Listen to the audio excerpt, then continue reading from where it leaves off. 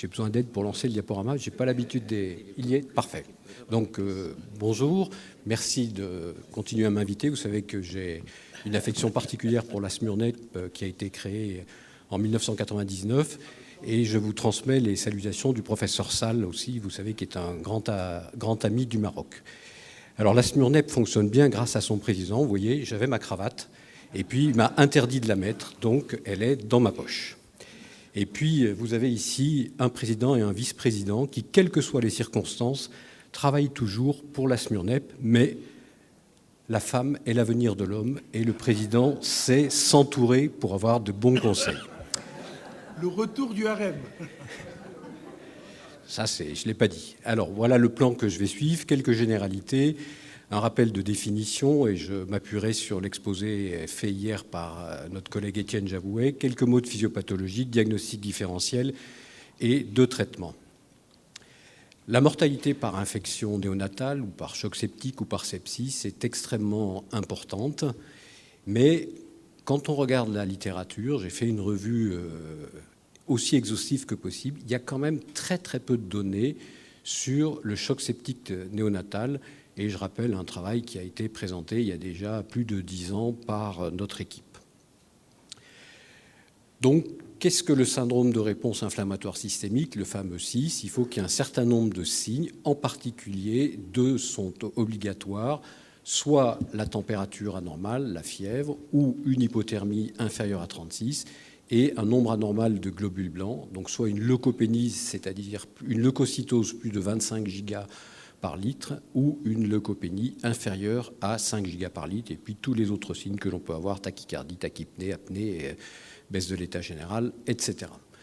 Donc l'infection, classiquement, c'est un germe présent à un prélèvement central, ou parce qu'on sait que l'hémoculture parfois ne peut pas recueillir la quantité de sang suffisante, c'est un syndrome clinique très évocateur et un certain nombre d'autres paramètres, en particulier biologiques. Classiquement, le sepsis, c'était l'association d'une infection et d'un syndrome de réponse inflammatoire systémique. Le sepsis sévère, c'était sepsis et défaillance cardiovasculaire, ou SDRA et au moins 2 défaillances d'organes. Et le choc septique, on avait l'habitude de le définir comme l'association d'un sepsis et d'une défaillance cardiovasculaire. Alors bien sûr, il peut y avoir toutes les défaillances viscérales, qu'elles soient cardiovasculaires, peu importe les définitions, pulmonaires, neurologiques, etc. Je passe assez rapidement. Et puis, il y a de nouveaux concepts qui ont été définis à partir d'une part de la littérature adulte et d'autre part de la littérature pédiatrique. Et il faut se souvenir que la néonatologie, la réanimation néonatale, a démarré après la réanimation adulte et après la réanimation pédiatrique. Et nous avons, nous néonatologues, bénéficié de ces connaissances.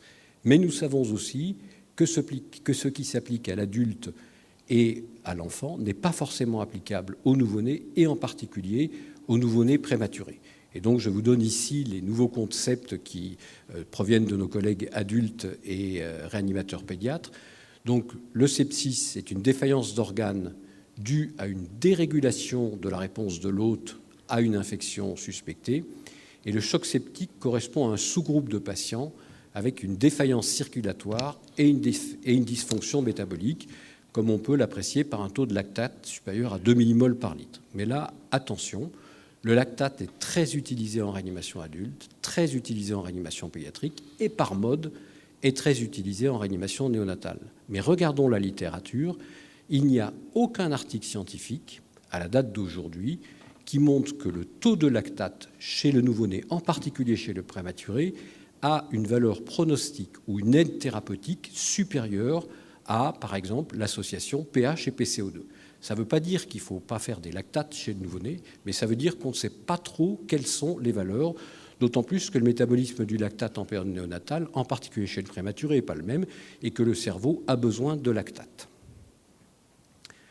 Donc, et comme nous l'a rappelé hier Étienne Javouet, donc le sepsis, c'est une infection suspectée et un score de Phénix supérieur ou égal à 2.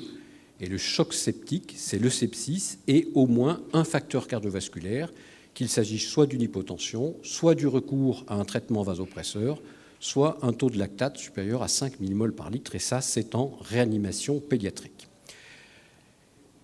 Les micro-organismes responsables de chocs septiques chez le nouveau-né sont très variés. C'est essentiellement plutôt chez le grand prématuré des bacilles Gram négatifs et plutôt chez le proche du terme ou le nouveau-né à terme des coccygrammes positifs, toujours le streptobé qui est présent, mais également on a tous les staphylocoques à coagulase négatifs et ne pas oublier le streptodé.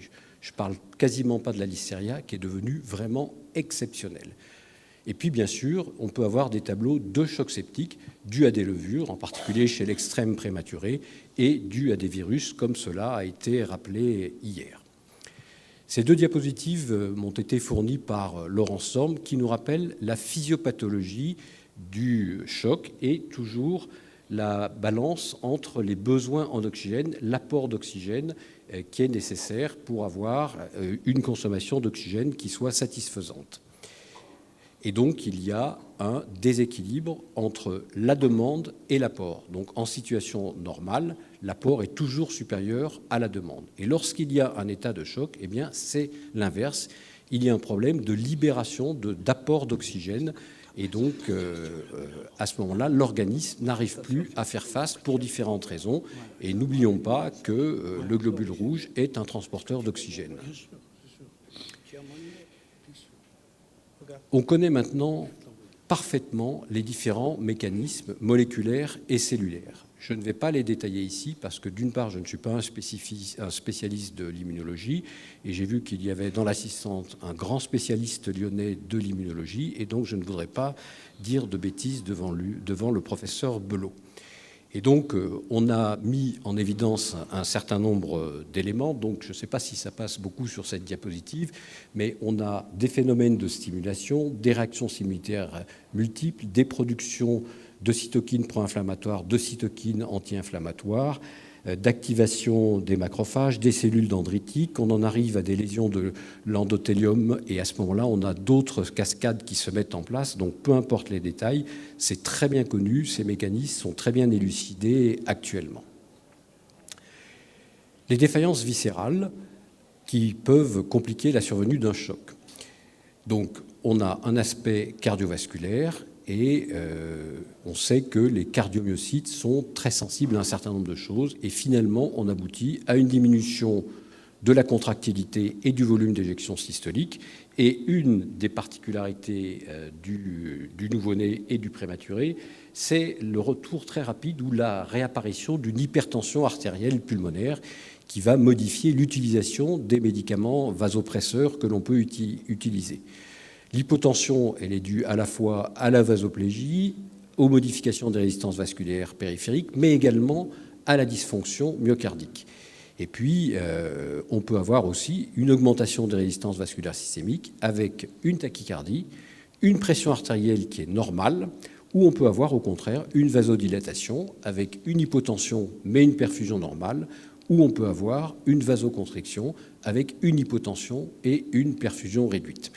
Et ça me rappelle une controverse que nous avions eue avec Jean-Christophe Rosé il y a plus de 25 ans lors de la Société de médecine périnatale où on parlait de la place de l'échocardiographie en réanimation néonatale. Et à l'époque, je faisais partie de ceux qui disaient que ce n'était pas forcément très utile et Jean-Christophe Rosé prétendait l'inverse et avec juste raison. On ne peut pas traiter un choc si on ne fait pas d'échographie cardiaque, bien évidemment. À partir du moment où il y a une diminution du débit cardiaque, on va avoir une altération de la microcirculation et la constitution de microthrombus et des phénomènes de coagulation intravasculaire disséminés. Si on a une diminution de l'apport en oxygène au tissu, on va avoir une diminution de l'utilisation de l'oxygène par dysfonction mitochondriale et finalement constitution d'une acidose métabolique. Et à partir du moment où il y a une acidose métabolique trop importante, il y a une baisse de la contractilité musculaire, et n'oublions pas que le myocarde est un muscle, et donc lorsqu'on a un état d'acidose décompensé, l'arrêt cardiaque est hélas inéluctable, et il sera d'autant plus inéluctable qu'en situation d'acidose, les vasopresseurs sont beaucoup moins efficaces. Et puis on peut avoir bien sûr une insuffisance surrénalienne, plus rarement une insuffisance thyroïdienne, et un SDRA. Donc voilà, résumer tous les mécanismes. La diapositive n'est pas très lisible, donc je vais passer. Quelles sont les différentes situations de choc en néonatologie ? Il y en a essentiellement 4. le choc hypovolémique, par exemple après transfusion fœto-maternelle, ou par inadvertance le manque de surveillance d'un cathéter veineux ombilical après l'ablation qui se met à saigner, le choc obstructif lorsqu'il y a une situation d'hypertension artérielle pulmonaire, le choc vasoplégique, par exemple le choc septique, le choc cardiogénique pour différentes situations, après par exemple une asphyxie aiguë où on a un véritable infarctus du myocarde ou dans certaines maladies métaboliques. Et le toxic shock syndrome est exceptionnel, mais cela peut arriver. Donc voilà quelles sont nos situations de diagnostic différentiel. Le traitement. Alors il y a différents aspects. Donc il va falloir mettre des antibiotiques. Je ne vais pas détailler les antibiotiques parce qu'on en a déjà beaucoup parlé. Simplement, la spécificité en période néonatale et la prédominance des grammes négatifs. Et donc, on fait toujours une bithérapie au moins, parfois une trithérapie, parce qu'on est obligé, dans certaines situations, de suspecter aussi des infections à staphylocoque à coagulase négative. Et pourquoi beaucoup de néonatologues préfèrent l'amicacine à la gentamicine? Pour 3 raisons. Certes, la gentamicine a un spectre beaucoup plus étroit. Certes, la gentamicine est bien plus chère et bien moins chère que l'amicacine. Mais la pharmacocinétique de l'amicacine est beaucoup mieux connue, il y a eu beaucoup plus d'études que celle de la gentamicine. Et la gentamicine a une toxicité rénale et otologique beaucoup plus importante que l'amicacine. Je n'ai jamais vu de surdité à l'amicacine. Donc peu importe après le détail de l'antibiothérapie. Et il est d'usage de commencer par un remplissage avec du salé isotonique. Les doses recommandées consensuelles sont 10 à 20 millilitres kilo en 30 à 60 minutes, ou éventuellement 20 à 40 minutes. Mais attention, en particulier chez le grand prématuré, à ne pas multiplier ce remplissage s'il n'a pas d'effet, parce qu'à ce moment-là, vous allez avoir une surcharge volémique et surtout un risque d'hémorragie cérébrale. Donc il faut être prudent sur le remplissage, et donc il faut céder d'autres éléments pour justifier un second remplissage avant d'utiliser d'autres médicaments. Les vasopresseurs, la dopamine reste très utilisée. Et pourtant, on a quelques données. En particulier, c'est la publication dans le Lancet, il y a près de 20 ans maintenant, de l'équipe nantaise avec Jean-Christophe Rosé, de l'effet paradoxal sur une hypertension artérielle pulmonaire de la dopamine. Mais notamment dans la littérature anglo-saxonne, la dopamine reste un élément de première intention.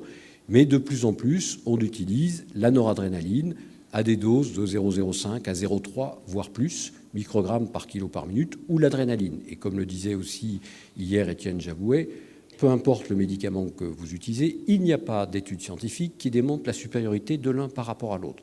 Et donc chacun utilise le protocole qu'il connaît le mieux et qu'il sait utiliser le mieux. Et puis n'oublions pas l'hydrocortisone, j'y reviendrai un peu après, mais c'est aussi un médicament très très utile, en particulier dans les premiers jours de vie, chez l'extrême prématuré qui développe un tableau de type choc septique. Alors quels sont nos objectifs thérapeutiques? Une pression artérielle correcte, bien évidemment, le temps de recoloration, mais là encore, qu'est-ce que c'est qu'un temps de recoloration chez un nouveau-né très prématuré? Où est-ce qu'il faut le tester? Est-ce que c'est sur le genou? Est-ce que c'est sur le talon? Est-ce que c'est ailleurs? Est-ce que c'est vraiment 2 secondes ou est-ce que c'est 3 secondes? Je ne sais pas. Il y a eu de très belles études qui ont montré que, même avec des cliniciens expérimentés, l'évaluation du temps de recoloration cutanée ne permettait pas d'apporter d'éléments vraiment objectifs. C'est sûr que si vous avez un temps de recoloration à 10 secondes, c'est que ça ne va pas bien. Le troisième objectif, c'est d'obtenir une diurèse correcte, c'est-à-dire plus de 1 millilitre par kilo et par heure. Et donc ça, c'est très très facile à vérifier et on peut le faire tout à fait de façon non invasive. Et puis, bien évidemment, il faut céder de l'échocardiographie. Donc je suis pas tout à fait jeune maintenant et donc quand j'ai démarré, on n'apprenait pas l'échocardiographie. Donc je ne sais pas faire les échocardiographies, donc je ne pourrais pas les détailler. Mais ceux qui connaissent bien disent qu'il faut évaluer le débit cardiaque, les résistances vasculaires pulmonaires, le flux sanguin pulmonaire, et il faut qu'il y ait un flux dans la veine cave supérieur à 40 millilitres par kilo et par minute. Et n'oublions pas la spectroscopie de proche infrarouge, qui est la NIRS, qui a été parfaitement validée chez le nouveau-né, et en particulier chez l'extrême prématuré, et qui est très utile surtout si on n'a pas de pression artérielle dite, de surveillance de la pression artérielle dite invasive, parce que les éléments autres sont beaucoup plus aléatoires et on sait très bien les difficultés de prise de la tension par brassard chez des enfants tout petits et en particulier en état de choc. Et quand vous avez, même si vous avez une pression artérielle qui est un petit peu basse, mais si vous avez une NIRS bien placée avec des valeurs comprises entre 55 et 85%, eh bien vous savez que vous avez une circulation cérébrale efficace et c'est ce qui est le plus important, ce qui évite des escalades thérapeutiques. Donc le traitement de l'hypotension, aucune étude n'a pu faire la preuve de soit remplissage plus vasopresseur, soit vasopresseur plus remplissage. Donc on peut faire ce que l'on veut. La dobutamine a un intérêt indiscutable, c'est un inotrope, c'est un vasodilatateur, mais ça va aussi entraîner une augmentation de la demande myocardique en oxygène par un effet bêta-1, et à trop forte dose, c'est tachycardisant. Et si c'est trop tachycardisant, ce n'est pas bénéfique, notamment sur un myocarde qui est déjà éventuellement un peu fatigué. La milrinone. Donc, la milrinone est un produit qui est très utilisé par les cardiopédiatres, mais chez l'enfant à terme. Il n'y a quasiment pas de données, ou très peu de données, chez le prématuré. Ça ne veut pas dire qu'il ne faut pas l'utiliser, mais ce n'est certainement pas un médicament de première intention tant qu'on n'a pas des données pharmacologiques plus importantes et notamment aussi des données de toxicité. Donc oui, il faut savoir l'utiliser, notamment dans certaines situations de cardiopathie congénitale, mais attention. Et puis à un moment donné, on avait beaucoup travaillé sur un analogue de l'arginine vasopressine, qui est la terlipressine, mais qui finalement reste très peu utilisé. La place de l'hydrocortisone. Donc ça, c'est important. Donc en principe, devant une réaction de stress, on a une production de cortisol. Mais ce n'est pas tout à fait vrai chez l'enfant prématuré.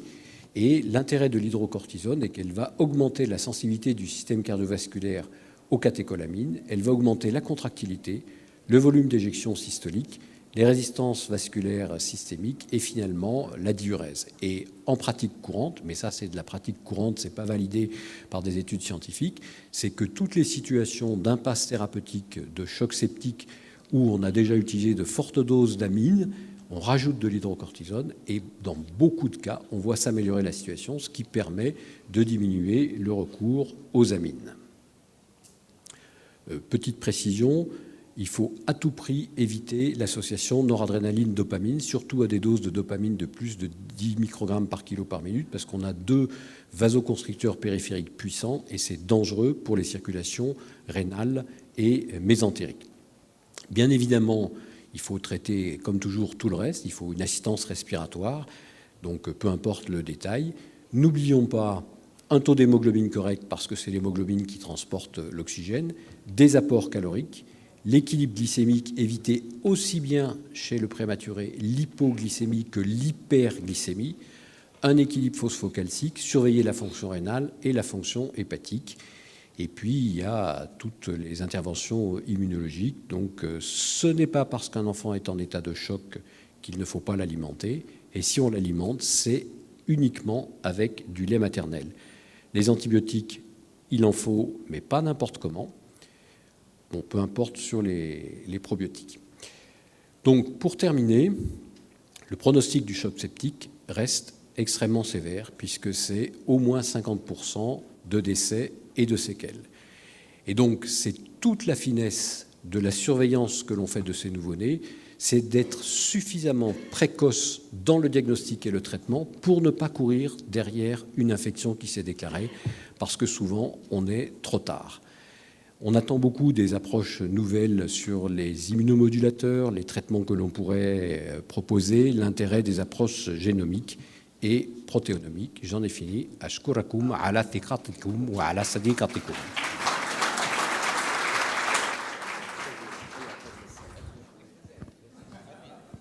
Merci. Merci pour ce bel exposé. Vous avez été largement dans les temps. Donc, la question est à la salle. Et je vois plusieurs doigts. Tu vas y aller, Semaine. En plus, c'est un doyen qui se déplace pour le micro. Présentez-vous. Oui, bonjour Patrick Daoud. Olivier, merci pour la présentation. Donc, comme tu l'as bien dit, chez le nouveau-né à terme, le germe responsable en grande majorité des infections sévères et des chocs septiques, l'infection précoce et le strep-to-B. Je pense qu'il est bon de rappeler que la prophylaxie maternelle chez les femmes porteuses a pratiquement éliminé les infections natales bactériennes précoces chez le nouveau-né à terme.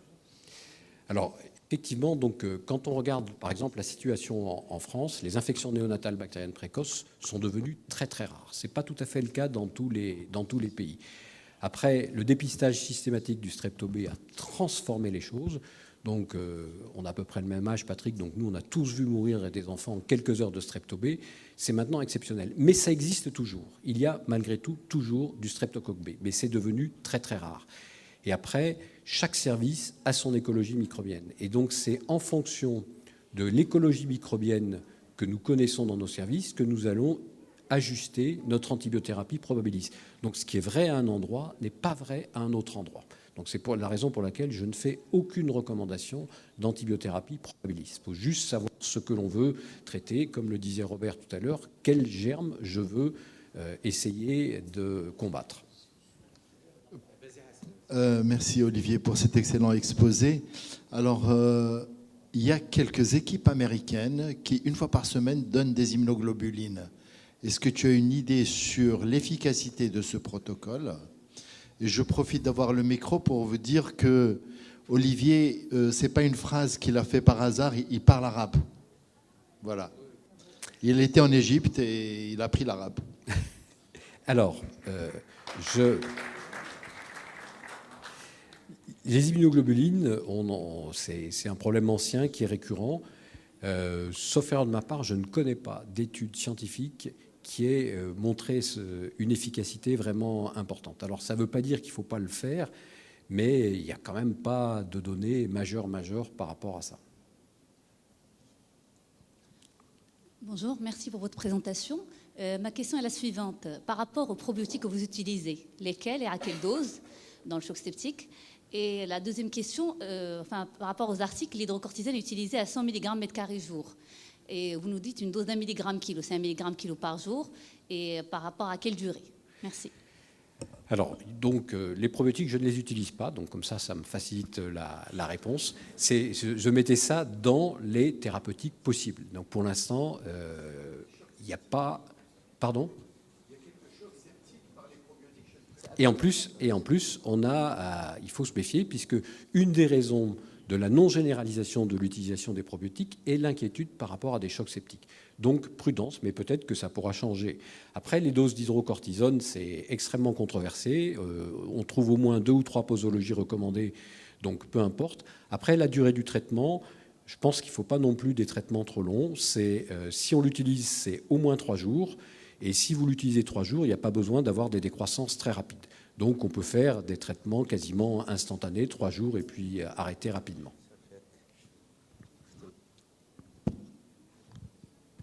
S'il n'y a plus de questions, on applaudit M. Olivier Clarisse.